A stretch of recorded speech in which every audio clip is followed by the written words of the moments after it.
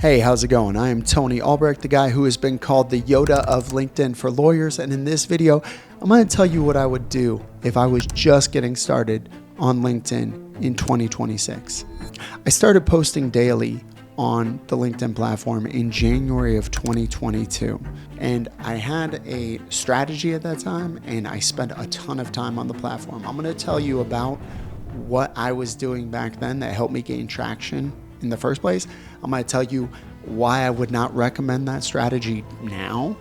And I'm also going to tell you what I do think you can do to make meaningful progress on the platform with way less time than I was spending way back then. So I started posting daily in January of 2022, a few months after I left the practice of law. Now, throughout my 12 years as a practicing attorney in the US, I more or less ignored LinkedIn. On my last day of practice, I had 368 LinkedIn connections and had never posted a meaningful word on the platform. So if you're starting from what feels like zero, I feel you. I've been there. One of the beautiful things about LinkedIn that was true then when I started paying attention and is still true today, it is a blue ocean of opportunity out there. This is still the second inning on this platform, the world's biggest professional networking site, where when I think about the adoption bell curve, we are still at the very front end where only like 1% of users are posting anything, and most of us are still operating like it's 2010, where we're just sharing Wall Street Journal articles and company press releases, okay? So the bar for making progress on LinkedIn is still really low. And if you're able to make progress on a few simple principles that I'm going to talk about in this video, I think you can gain traction, start to grow your network, and start to see some benefits of LinkedIn pretty quickly, all right?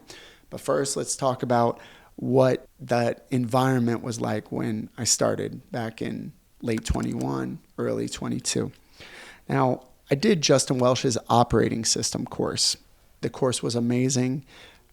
It really did change how I approached LinkedIn. The conventional wisdom for how you gain traction was stuff like post daily, post at 8 a.m. Eastern, show up 20 minutes before and start commenting on people's stuff, stay an hour after and comment on other people's stuff.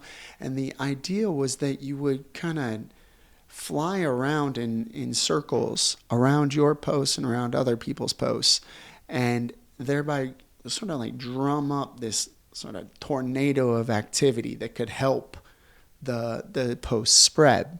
That was the theory. And I think there may have been some truth to it. I mean, I think it worked for me. I did gain traction, and I did start to develop a network and make some real connections, start to even make friends. But if I were starting today, I would not do that.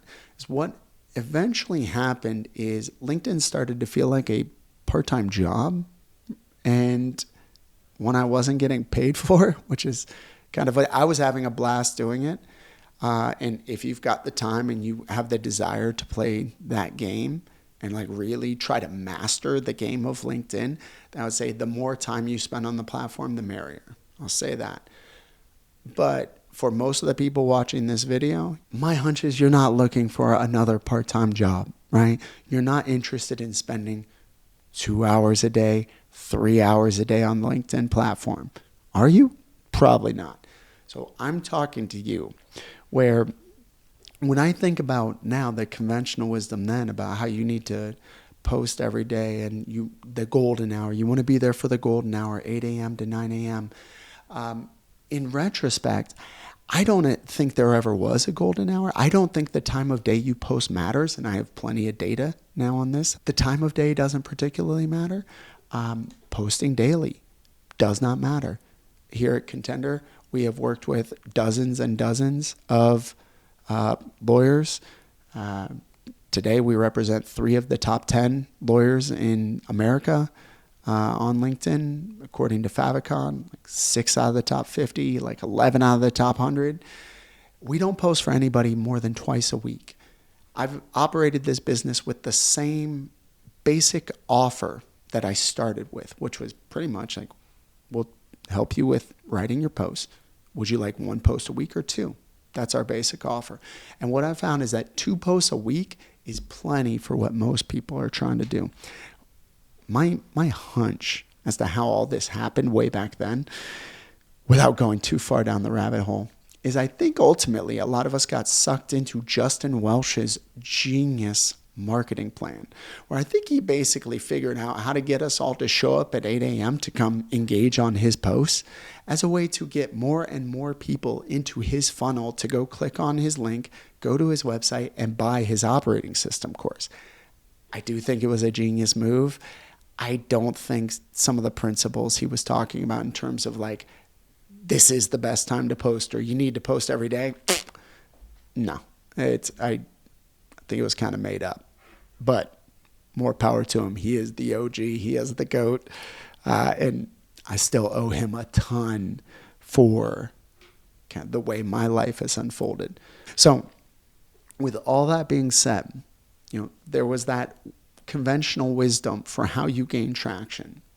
My strategy, even as early as 2022, while I was playing that game, I came up with a very simple 3-part strategy. And that was be consistent, be generous, be interesting. It's effectively the strategy we have used for all our clients to generate 75 million impressions on the platform, to help our clients build new referral relationships and strengthen existing ones, to attract phenomenal talent. We've even had one client who's been invited to go on The Bachelorette, which is fun. But I'll tell you that if I'm starting in 2026, I'm still using this strategy, but I'm going to tell you how I would do it. And then I'm going to give you some tactics, a framework I call the 1-5-10, to try to, let's say, limit the amount of time and energy you're putting into the platform since you got other stuff on your mind. All right. So be consistent, be generous, be interesting, aka be yourself. Let's take these in reverse order. If I'm just starting in 2026, where my assumption is your profile is kind of in some state of disrepair. Maybe you have that gray thing on your banner. Maybe your headshot is 7 years old, these sorts of things. And you haven't really posted anything other than maybe announcing a new job or sharing a company press release in 2 years. If that's where you're at, then here's what I'm thinking about in terms of the strategy. Be yourself. When we think about LinkedIn, I think just about all of us come to the platform with this idea that we need to be sort of the digital personification of those really bad old headshots. Yeah, like here, like this one for myself, my last one from 2017 with that classic like Sears studio background. We think that we need to play it really safe. We need to try to fit ourselves into the box of what we think the person with our job title is like. If that is how you are thinking about LinkedIn, I encourage you to think about what it might look like for you to show up on LinkedIn more like you. Because we all learned LinkedIn the wrong way, just about everything that gets put on the platform is boring. But you, my friend, you're not boring, are you? No. You have interests. You have quirks. You have idiosyncrasies. You have a personality. And the more you're able to show those things about yourself on LinkedIn, the more you're able to cut through the noise. This has been true since I started in 2021. This is even more true today and more necessary today, where we've been inundated with this tsunami of AI-driven content. Right? What are the things that make you you? What are you interested in? What do you care about? Whatever it is you do for a living, what's the change you want to see in the world? Lean into those things. Share those things. They give people a clearer sense of who you are and what you're like. Is ultimately the big challenge for us in digital space. How do we make it that people can come to know, like, and trust us? Right? And that's true whether you're a firm owner who's trying to figure out how to attract talent and more business. That's true whether you're a junior associate in your first job and you're just trying to strengthen your professional network. Right? You need to learn how to help people come to know, like, and trust you. And the first challenge is to cut through the noise. And the best way to cut through the noise is to be yourself. Now, second best way to cut through the noise is to be generous. And when I say be generous, I mean being generous with your time and your attention. Now, this is a matter of how you use comments and how you use direct messages, just your posture as you come to the platform. Now, if we go back to that stereotypical headshot, I don't think of that person as being generous. Right? I think of that person as being very buttoned up, very serious, and defensive. That person doesn't want to make any mistakes. That person doesn't want to put themselves out there in a way that something might happen that wasn't totally expected or planned for. Does that make sense? But to be able to start to really build your LinkedIn network, because that's what we're trying to do. The attracting attention by posting more is all well and good, but what you're really trying to do isn't attract impressions. What you're really trying to do is create opportunities. And the way to create opportunities is by strengthening your relationships with more people out there in that network.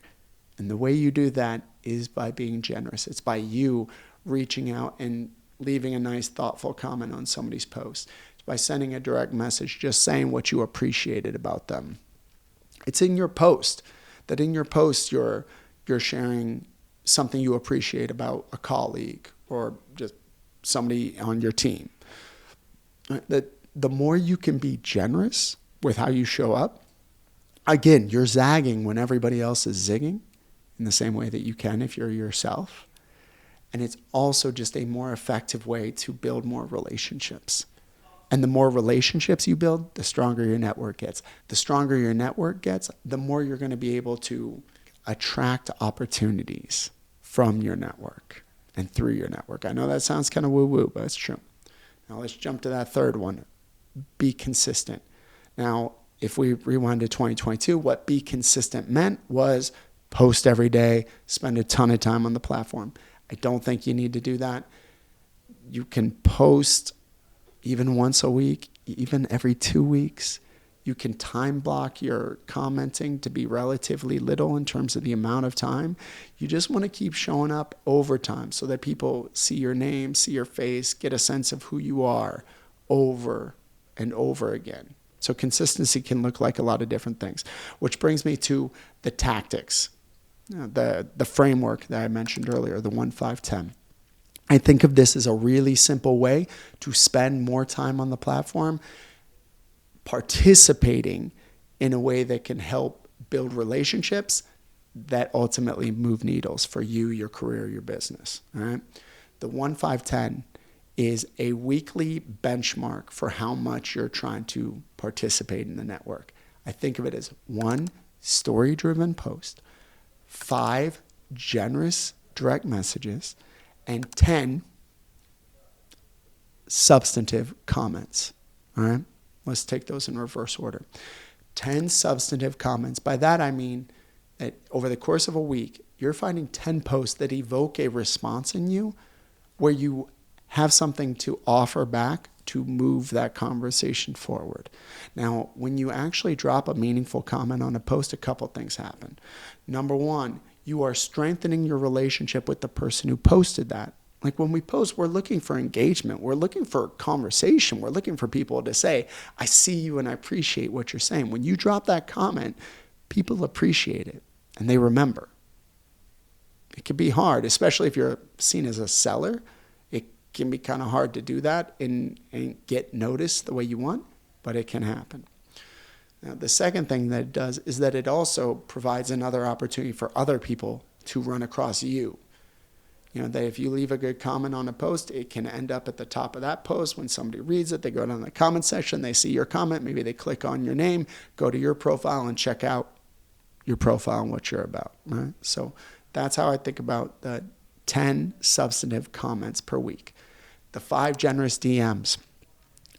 The DMs are maybe the least utilized or the most underutilized feature on LinkedIn, and there's a lot of reasons for that. And a lot of people's DMs are a dumpster fire, and it's kind of hard to know how to do it without being super awkward. But here's what I'm going to tell you, that when you send somebody a direct message, it could be somebody you just connected with. It could be somebody who dropped a post that you really appreciate. But when you drop somebody a thoughtful DM, you don't need to write a novel. It doesn't need to be profound. It could be as simple as like, hey, that was cool. And when you do that, again, you're strengthening the relationship, that bond with that person in the network. You're also making it that that person is more likely to see a post of yours very quickly. That's a thing that happens in the DMs. So again, the DMs are another way to build these bonds between you and other nodes in the network, right? And then the third, the story-driven post. When I say story-driven, I mean that in every post you do, you want to be showing your point of view. You want to be showing your perspective. Like, no matter what the idea or the principle is in that post, you want to be couching that idea in your story and from your perspective. Now, that doesn't mean it has to be once upon a time I was doing this, then this and this and this happened. You could keep it pretty simple, but you want to couch that idea in your experience. Include details about where you were when you were thinking about it, or something happened, or why, what's going on in your life right now that you're sharing this particular thing. Bring us into your story. Again, it gives us a way to get to know you better, right? Closing that gap of know, like, and trust. So, yeah, 1, 5, 10. 1 post, 5 DMs, 10 comments. I think you can do that in less than an hour a week. If you want to get ambitious, you can kind of multiply those things. I think the optimal, if you're really trying to gain traction, may be more like 2 posts, 10 DMs, 20 comments, or possibly even 3 posts a week. Watch me do math. 15 DMs and 30 comments a week. Like, the more you do, the more inputs, the more investments you're making into your network, the faster you're going to strengthen that network and put yourself in a position to start attracting more of the benefits.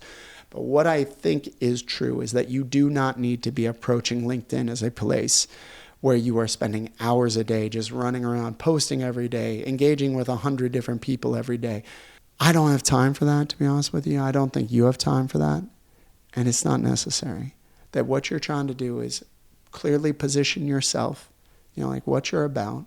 You want to be yourself. You want to be generous with your time and attention and how you're showing up and connecting with other people. You just want to be consistent in how you're showing up. And if you can do that over time, you can go from a ghost on the platform, like I was back in 2021, like you might be today, to having a LinkedIn network that is generating business and creating opportunities for you, for your business, for your career. If you got questions, drop them in the comments below. I think they say smash that subscribe button. That would be awesome. Feel free to connect with me on LinkedIn. My profile link is in the show notes below. And I really appreciate you watching. I'll see you out there.